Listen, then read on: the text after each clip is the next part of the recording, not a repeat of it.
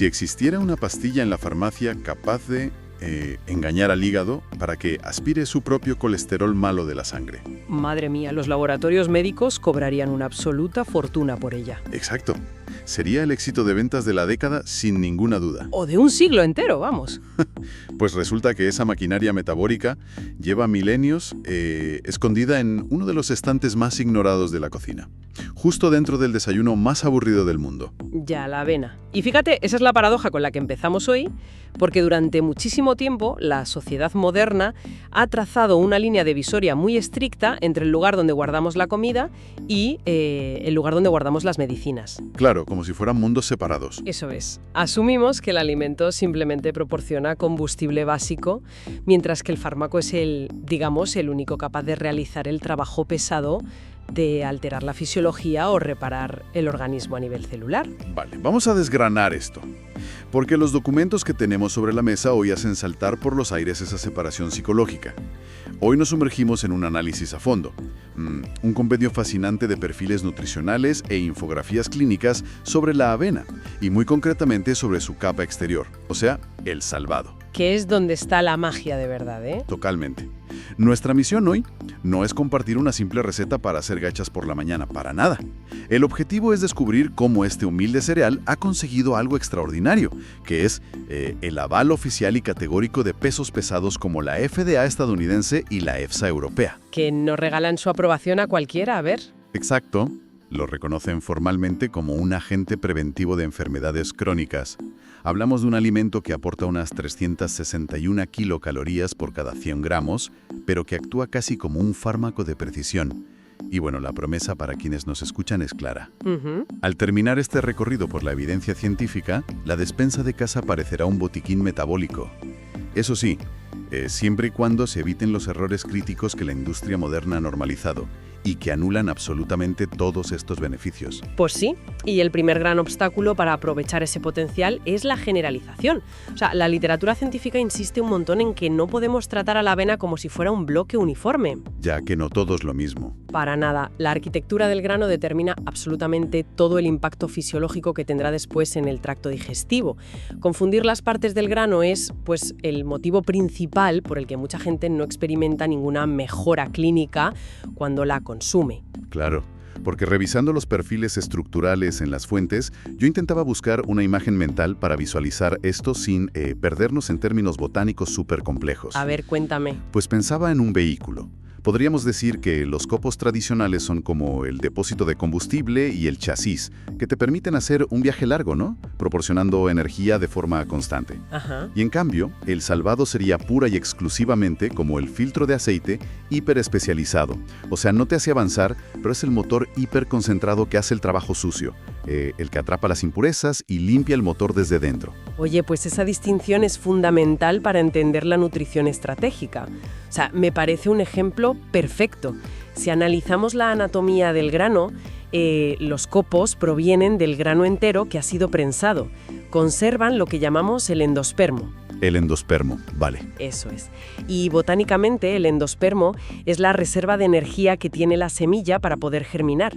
Por eso, al consumirlo, obtenemos una matriz completa de carbohidratos complejos, además de proteínas de muy buena calidad y grasas saludables. O sea, el depósito de gasolina. Justo. Es el combustible ideal. Esa comida base nutre, estabiliza el metabolismo y proporciona una curva de energía lenta y súper constante. Pero cuando pasamos al salvado, la composición da un giro radical por lo que veo. Para que quede absolutamente claro, cuando alguien va al supermercado, ¿qué estamos aislando exactamente cuando compramos un paquete que dice exclusivamente salvado de avena? Pues estamos adquiriendo únicamente la armadura de la semilla. La armadura. Sí, el salvado es esa capa exterior protectora que ha sido separada mecánicamente del resto. O sea, al eliminar el endospermo, suprimimos la inmensa mayoría de los hidratos de carbono energéticos. Adiós gasolina. Adiós gasolina, exacto. Y lo que queda es una concentración masiva de vitaminas del grupo B, minerales y, bueno, el componente crucial de nuestra discusión de hoy, que son los mucílagos terapéuticos. Hemos quitado el depósito de gasolina para quedarnos solo con el filtro depurador. ¡Qué barbaridad! Y de aquí se extrae una regla de consumo que, a ver, leyendo los datos, parece innegociable. El uso debe ser estratégico, no algo aleatorio que echas por encima del yogur porque sí.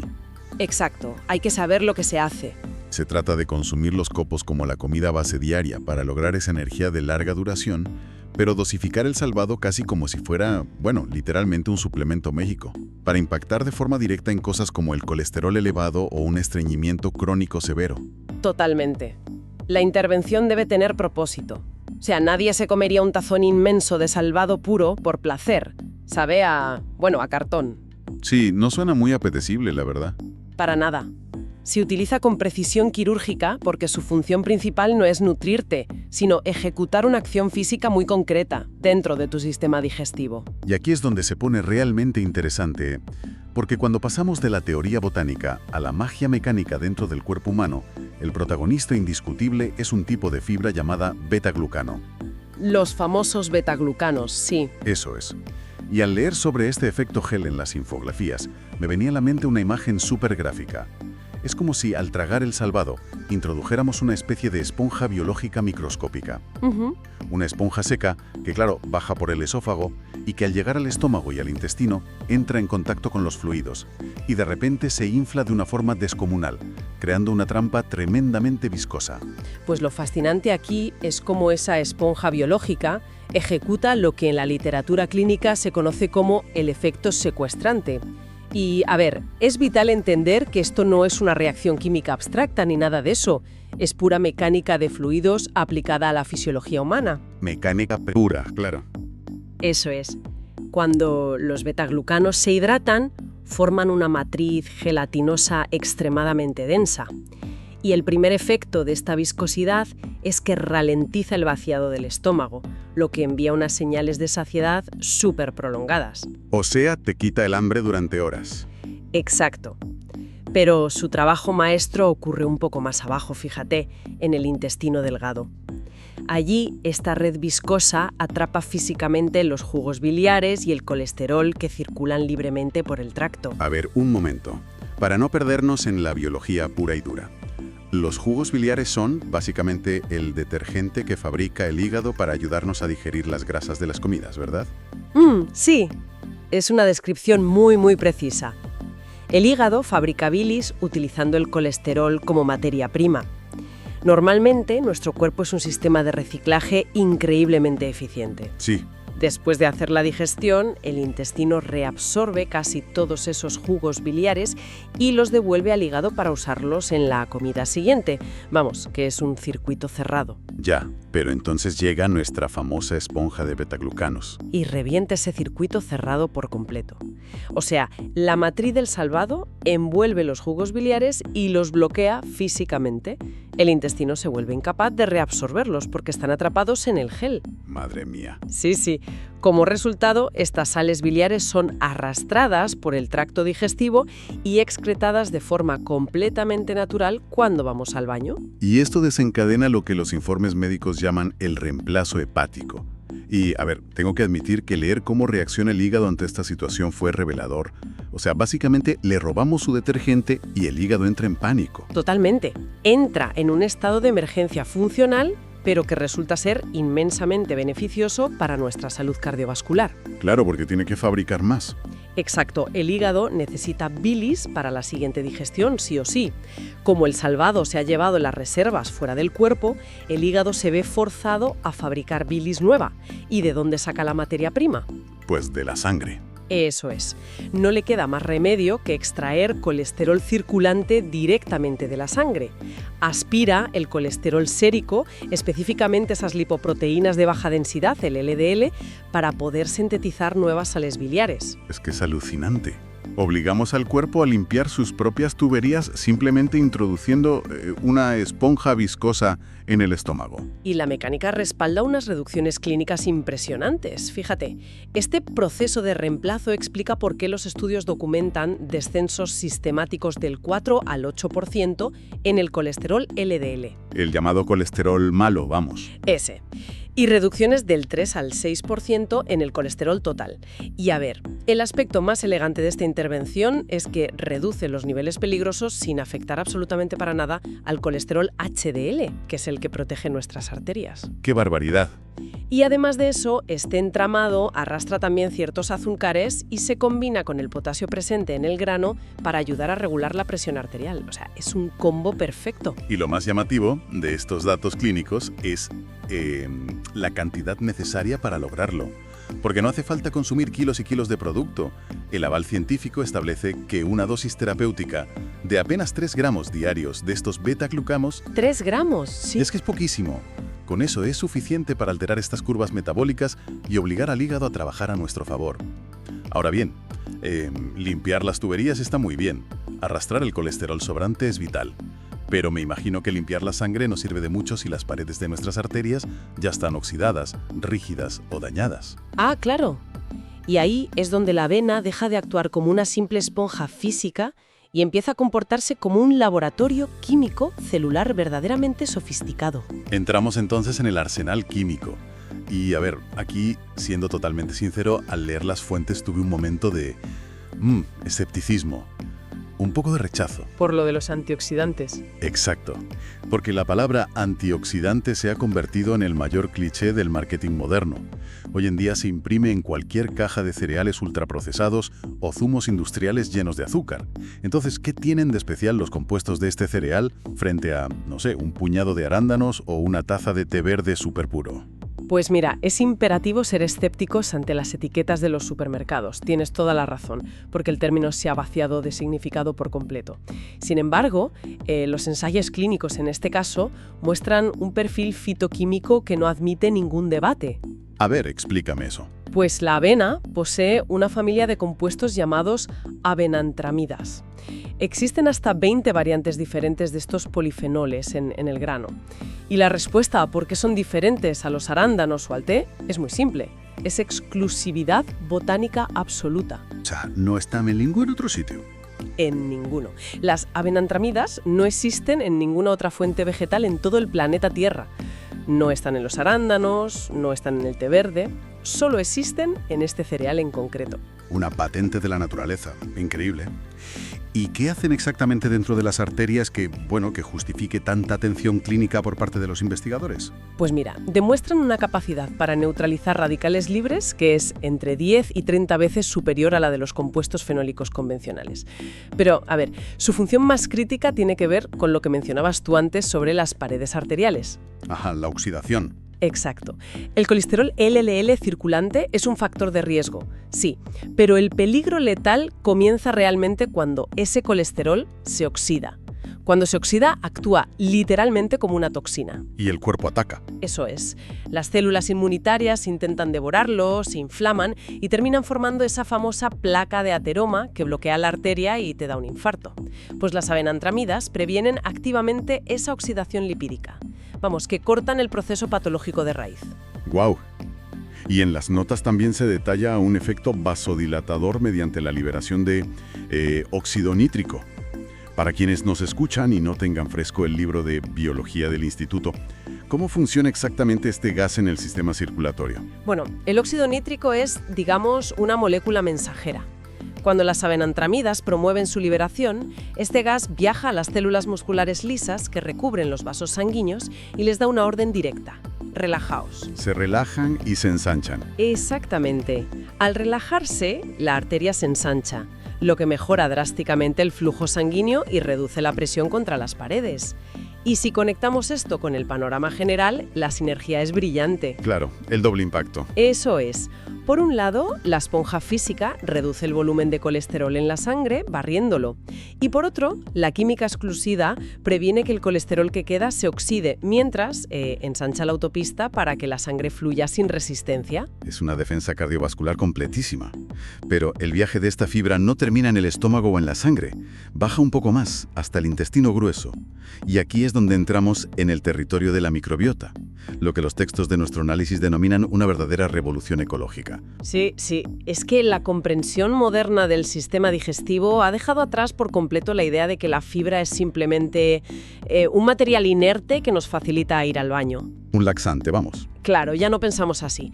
Los betaglucanos y los mucílagos del salvado son altamente fermentables. Cuando llegan al colon, actúan como un fertilizante prebiótico de máxima calidad. Sirven de alimento selectivo para colonias de bacterias beneficiosas y destaca fundamentalmente el género Bifidobacterium. O sea, estamos alimentando a un ejército microscópico ahí abajo. ¿Y cuál es la recompensa que nos dan estas bacterias por proporcionarles este fertilizante tan premium?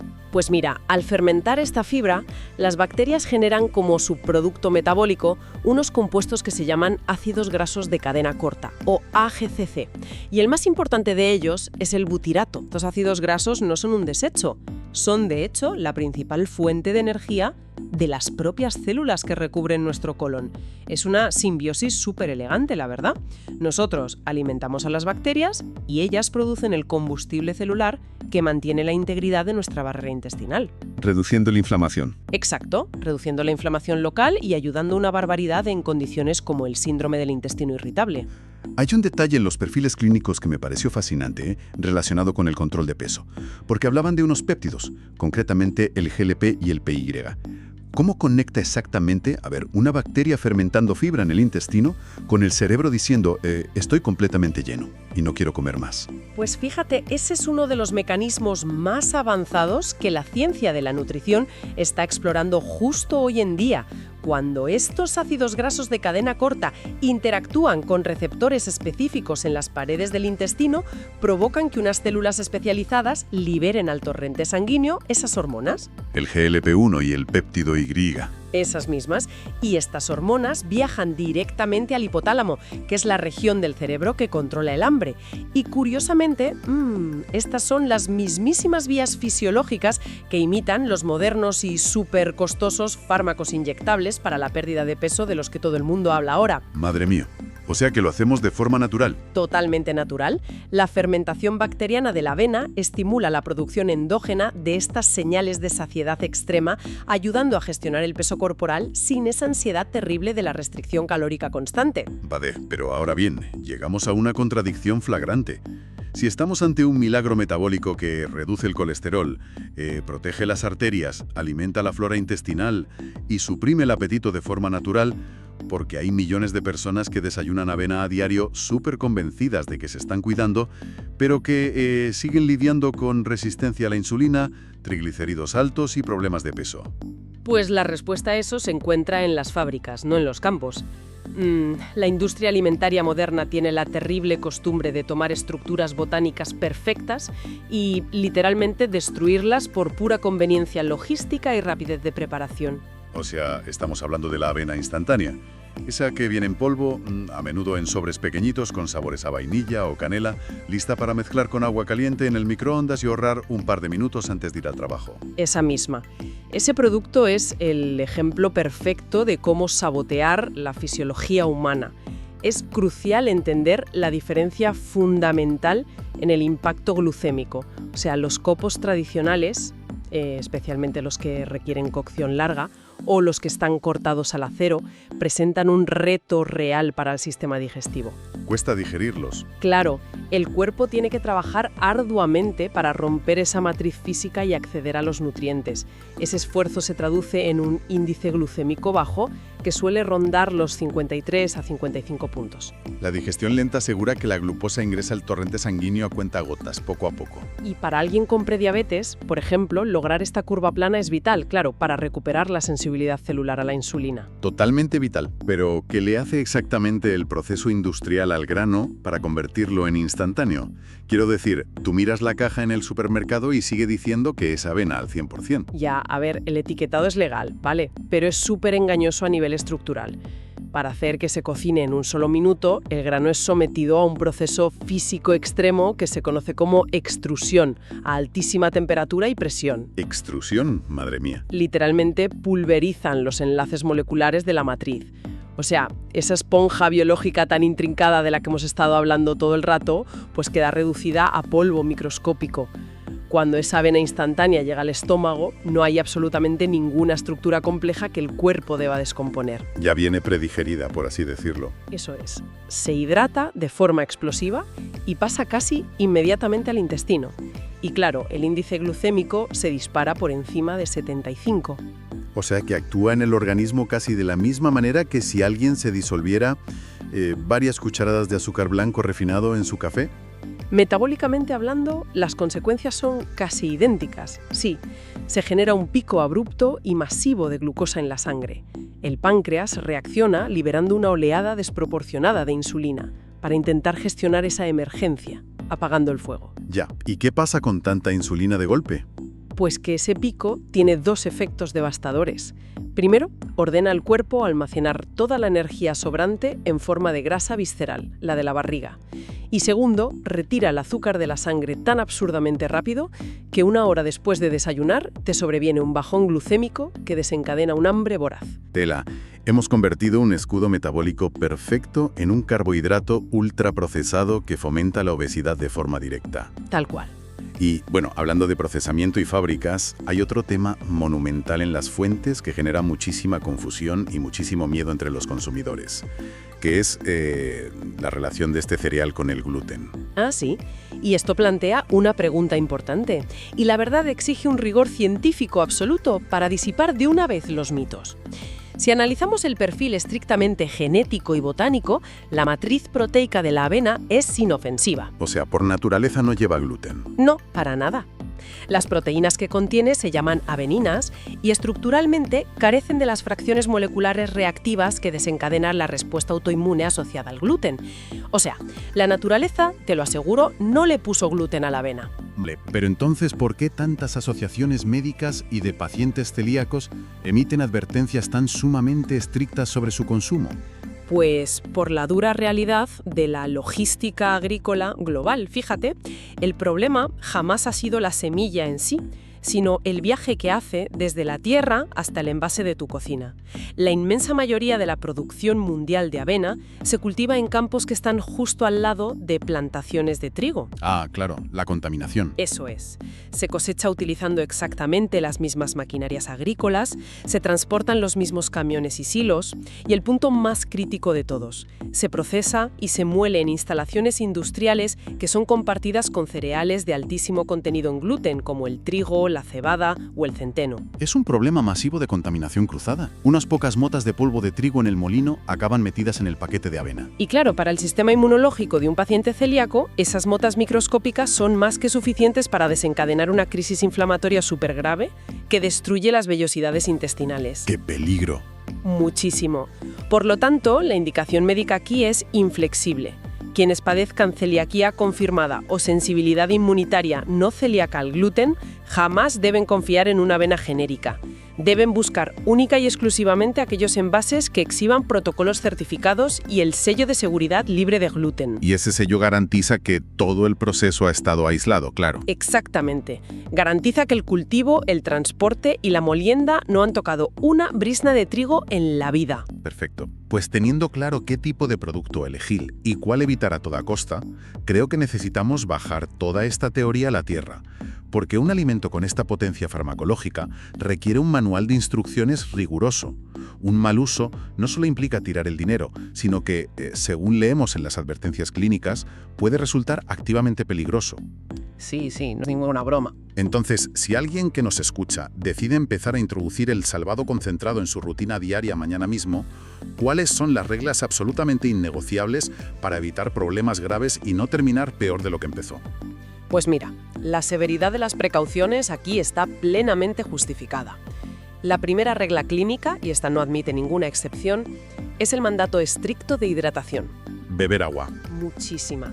Hemos hablado extensamente de la capacidad hidrofílica de esta fibra, ¿no? Su poder increíble para absorber líquidos y multiplicarse en volumen. Pues esto requiere que el sistema disponga de agua abundante. Se exige un consumo mínimo de 2 litros de agua diarios, sí o sí. A ver, ¿y qué ocurre exactamente en el intestino si introducimos esa capacidad de absorción tan bestia, pero privamos al sistema del agua necesaria? Pues es pura física simple. La esponja se convierte en cemento. Uf. Sí. Sin el líquido suficiente para formar un gel fluido, esa misma fibra que estaba destinada a regular el tránsito, pues se compacta. Puede paralizar por completo los movimientos peristálticos del colon. Y eso suena a visita a urgencias. Te lo aseguro.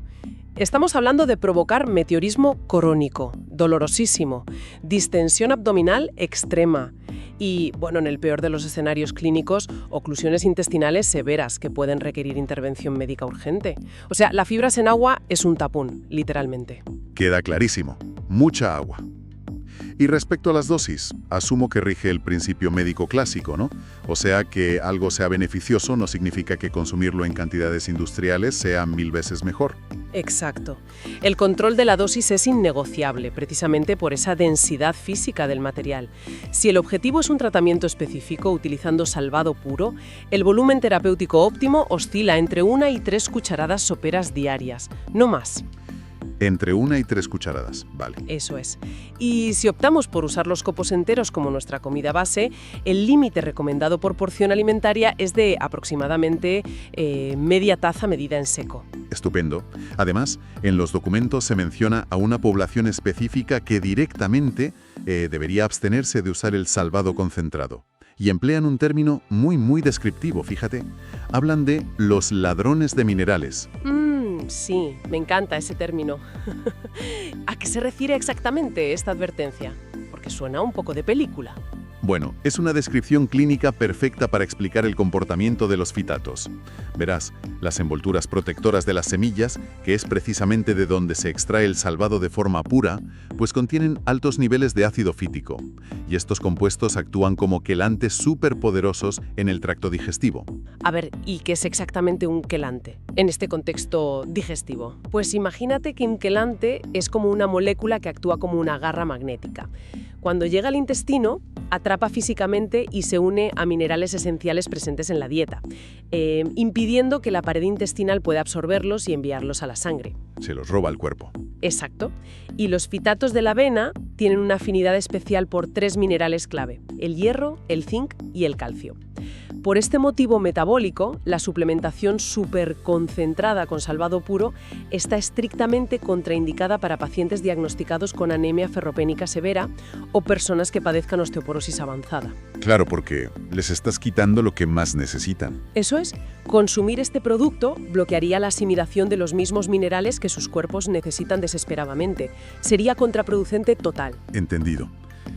Y finalmente, para el resto de la población que sí puede beneficiarse de forma segura, o sea, los que no tienen anemia ni osteoporosis, se habla de establecer ciclos preventivos. O sea, no se trata de un tratamiento ininterrumpido todos los días de tu vida. Para nada, la fisiología humana requiere variabilidad. Si se emplea el salvado concentrado diariamente, los especialistas en gastroenterología sugieren muy firmemente introducir descansos estratégicos. ¿De cuánto tiempo hablamos? Pues la pauta habitual es implementar 1 mes de pausa total por cada 3 meses de consumo continuo. Y el objetivo de este ciclo es evitar la saturación del ecosistema gastrointestinal. Deja respirar a la microbiota, imagino. Exactamente.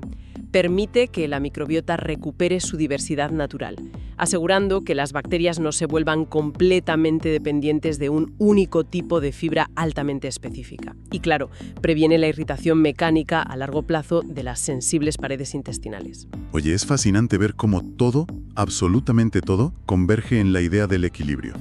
Si recapitulamos todo lo que hemos explorado hoy, la transformación conceptual que hemos hecho es inmensa. Totalmente. Hemos pasado de ver un paquete genérico de avena como una simple fuente de carbohidratos matutinos aburridos y ya está, a entender su verdadera naturaleza como una intervención médica primaria. Queda clarísimo que nuestra salud cardiovascular y digestiva es extraordinariamente sensible a la forma física de lo que comemos. Sí. Responde a la dosis terapéutica. Exige alejarse radicalmente de procesos industriales como esa extrusión que aniquila la matriz del alimento y requiere respetar la hidratación y los ciclos de descanso del cuerpo humano. Es que aprender a diferenciar entre la nutrición sostenida que nos aportan los copos enteros y la potencia biológica, casi farmacológica del salvado, nos devuelve el control. Y además con herramientas completamente naturales, ¿eh? El control sobre parámetros clínicos súper complejos como el perfil lipídico, la salud endotelial de las arterias y la estabilidad de la glucosa en sangre. Y eso nos lleva justo de vuelta al punto de partida, a esa línea imaginaria que dibujábamos entre la farmacia y la cocina. Y bueno, me gustaría cerrar con una reflexión bastante provocadora para quienes nos han acompañado en este largo recorrido. A ver, La capacidad química y mecánica de forzar a nuestro hígado a reconfigurar la cantidad de colesterol en la sangre, pues cuántas otras soluciones médicas increíblemente sofisticadas que hoy la ciencia busca desesperadamente en costosos laboratorios podrían estar ya escondidas a plena vista. es una gran pregunta. Soluciones esperando pacientemente en la arquitectura perfecta e inalterada de los alimentos integrales. Esa misma arquitectura magistral que la sociedad moderna, en su obsesión por la comodidad y la rapidez del día a día, insiste día tras día en pulverizar. Seguro que la próxima vez que abran las puertas de sus despensas, las verán con unos ojos muy diferentes.